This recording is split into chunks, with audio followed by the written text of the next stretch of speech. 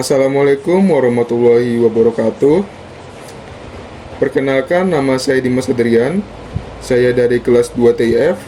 Pada video ini, saya akan membuat video laporan praktikum pertemuan 3 pada mata kuliah Bengkel Pemrograman Framework 2. Adapun hal yang saya akan bahas pada video ini adalah yang pertama, saya akan menampilkan hasil praktikum pada pertemuan ketiga. Lalu saya akan menampilkan hasil tugas membuat form dari pertemuan ketiga. Lalu saya akan menjelaskan tentang state yang ada di REACH. Lalu saya juga akan menjelaskan tentang reusable komponen yang ada di REACH. Lalu yang terakhir saya akan menjelaskan conditional rendering yang ada di REACH. Oke, langsung saja pada yang pertama, yaitu menampilkan hasil praktikum pada pertemuan ketiga kemarin ya teman-teman.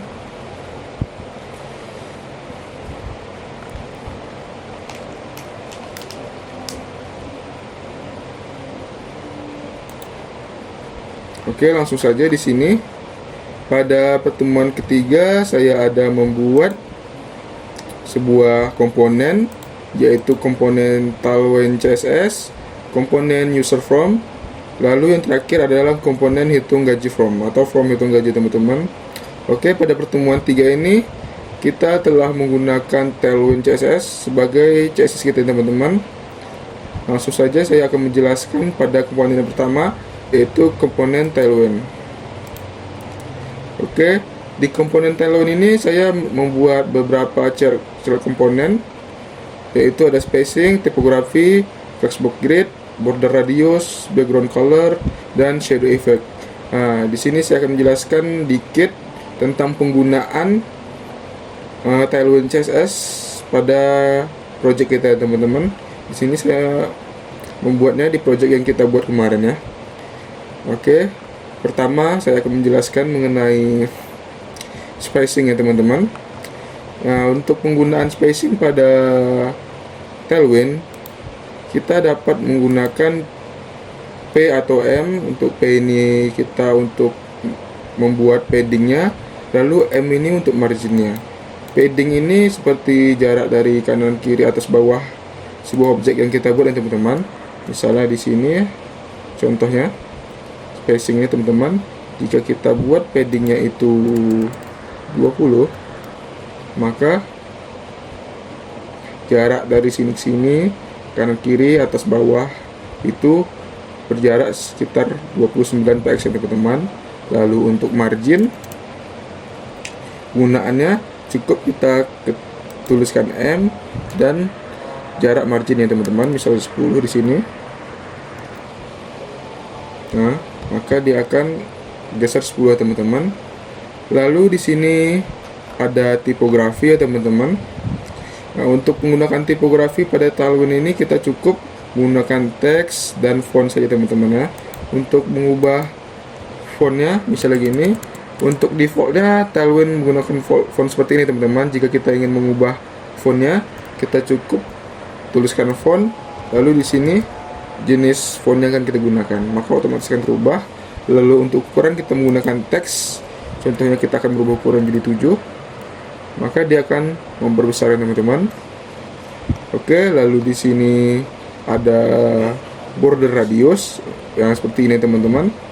Untuk border radius ini pembuatannya cukup menggunakan tulisan border aja teman-teman ya. Di sini kita dapat membuat berapa besar sih border atau bingkai yang kita buat. Misalnya kita ingin menggunakan border yang kecil, maka kita klik 1, maka bordernya di sini tipis ya teman-teman. Lalu kalau kita bordernya 10, maka bordernya itu semakin tebal. Oke teman-teman, untuk mengubah background color menggunakan Tailwind juga seperti ini teman-teman. BG background blue. Lalu di sini adalah kepekatan warnanya teman-teman. Misal di sini kita menggunakan warna merah, kita ganti saja menjadi red, maka akan berubah menjadi merah. Lalu jika kita ingin mengurangi kepekatan dari warnanya, cukup kita kurangin saja angkanya, misalnya di sini 200. Nah, maka kepekatan dari warna itu akan berkurang teman-teman. Semakin tinggi angkanya, maka warna merahnya itu semakin pekat ya teman-teman. Lalu adalah flex box grid. Nah, contohnya seperti ini teman-teman, penggunaan flex. Jika kita tidak menggunakan flex, maka untuk setiap HTML yang buat dia akan muncul ke baris baru teman-teman. Makanya jika untuk kita membuat satu baris kita menggunakan flex, maka dia akan terbuat menjadi satu baris. Sama seperti di dalam ini untuk navbarnya. Navbarnya jika kita hapus flexnya, maka dia akan ini teman-teman terbuat baris-baris baru terus.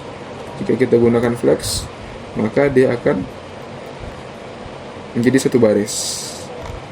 Lalu sini ada shadow effect ya teman-teman. Ini contohnya. Nah, shadow effect ini membuat efek bayangan seperti ini.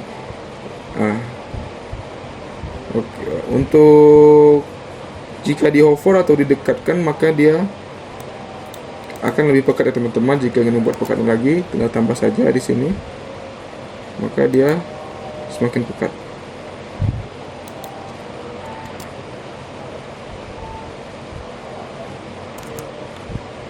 Ini teman-teman semakin pekat. Oke, lanjut kepada komponen berikutnya, user form ya teman-teman.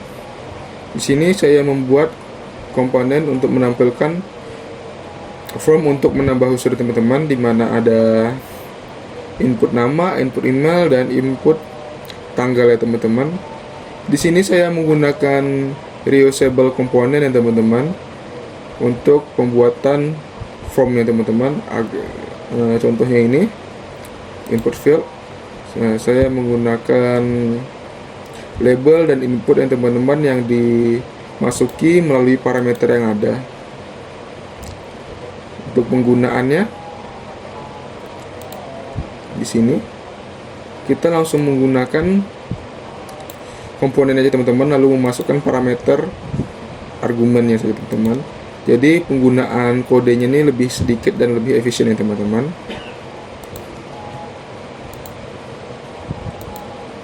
Nah, seperti itu teman. Lalu di sini saya membuat komponen untuk menghitung gaji bersih teman-teman. Untuk penggunaan seperti ini, jika kita memiliki gaji 5 juta atau 500.000, maka yang kita terima adalah 445.000 karena dipotong pajak 11% teman-teman. Untuk programnya seperti ini.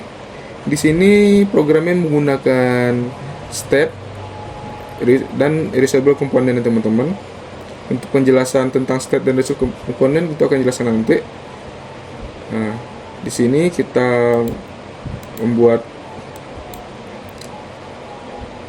state-nya teman-teman untuk variabelnya.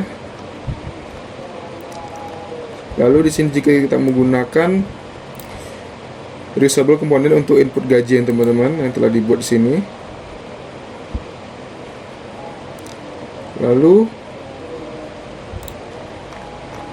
menggunakan reusable komponen alert untuk menampilkan apakah ada kesalahan atau tidak pada inputan gaji yang ada. Di sini menggunakan conditional rendering pada alertnya teman-teman, dimana jika suatu kondisi menemukan error, maka dia akan mereturn nilai atau tampilan untuk error. Jika dia memiliki kondisi sukses, maka dia akan mereturn tampilan untuk sukses ya teman-teman. Contohnya begini, jika kita memasukkan string ya teman-teman,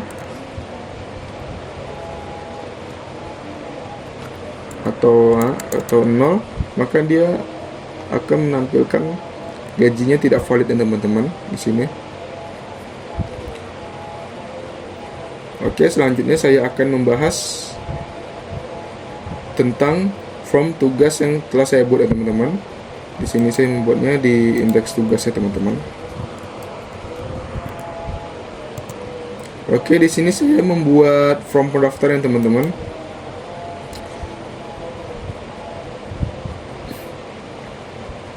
Untuk programnya sebelah sini.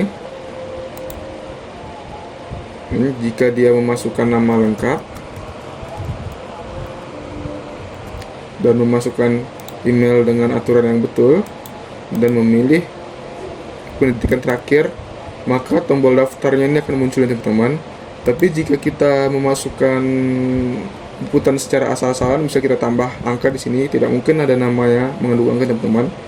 Maka di sini akan memunculkan nama tidak boleh mengandung angka. Di sini muncul ya teman-teman untuk validasi inputannya teman-teman. Lalu di email juga, jika tidak sesuai dengan standar email, maka akan memunculkan format email tidak valid ya teman-teman. Tapi untuk case pendidikan ini seperti tidak perlu, karena di sini kita menggunakan drop down ya teman-teman.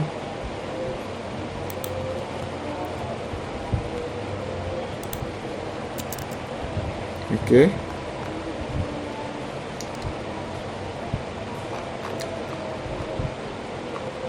Di sini saya menggunakan state ya teman-teman untuk menyimpan datanya, menyimpan errornya, dan menyimpan error dan data ya teman-teman.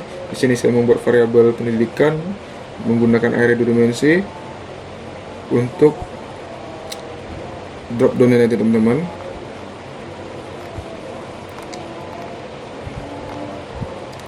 Lalu di sini menggunakan reusable component.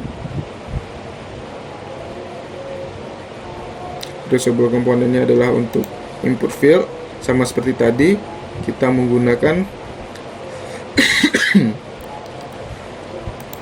menggunakan input. Lalu select field, kita menggunakan select ya teman-teman. Oke, lanjut pada pembahasan selanjutnya, itu kita akan membahas mengenai state ya teman-teman. State itu merupakan tempat penyimpanan data yang akan diolah dalam read ya teman-teman.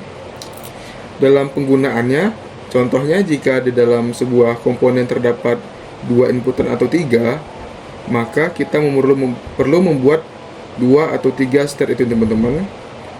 Fungsi state ini sangat penting teman-teman pada reads, apalagi untuk pengisian form yang diinput oleh user. Karena jika user mengisi inputan, kita harus menggunakan state agar data itu dapat diolah dan divalidasi, baru bisa dikirim ke API teman-teman. Contohnya begini teman-teman, pada hitung gaji ini. Di sini untuk penggunaan sistem seperti ini.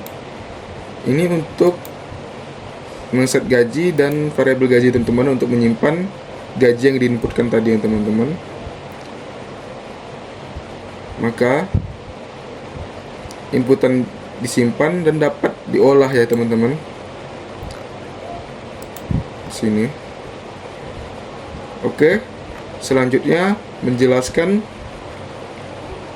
tentang reusable component ya teman-teman.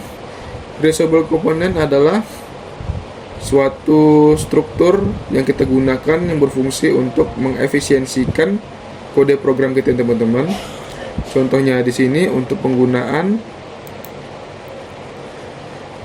input ya teman-teman. Jika kita tidak menggunakan reusable component, maka kita perlu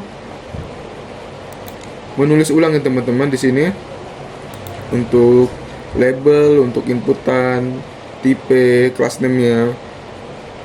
Kita jadikan dia reusable component agar bisa digunakan berulang-ulang di komponen utama ya teman-teman. Jadinya kodenya ini lebih pendek dan lebih efisien ya teman-teman.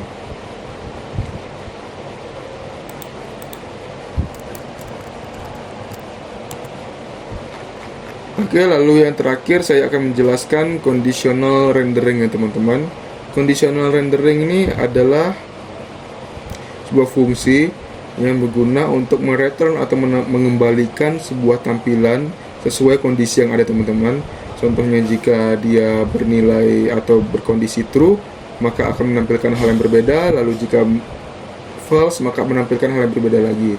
Contoh penggunaannya ada pada hitung gaji tadi teman-teman di sini. Untuk penggunaan alert ya teman-teman di sini.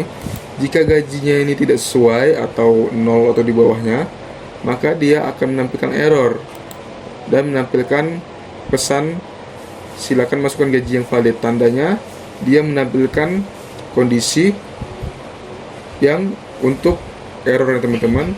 Tapi jika selain itu maka gaji itu sesuai teman-teman di atas 0, maka dia akan menampilkan gaji bersih teman-teman. Di sini untuk alertnya di sini, di sini kondisi untuk jika sukses dia menampilkan sebuah tampilan ya teman-teman. Di sini wajib menggunakan div ya, dibungkus div ya teman-teman, pada seperti komponen pada umumnya. Lalu jika kondisi lainnya maka juga menggunakan div juga dibungkus ya teman-teman. Oke, sekian dari saya. Jika ada kurang mohon maaf. Assalamualaikum warahmatullahi wabarakatuh.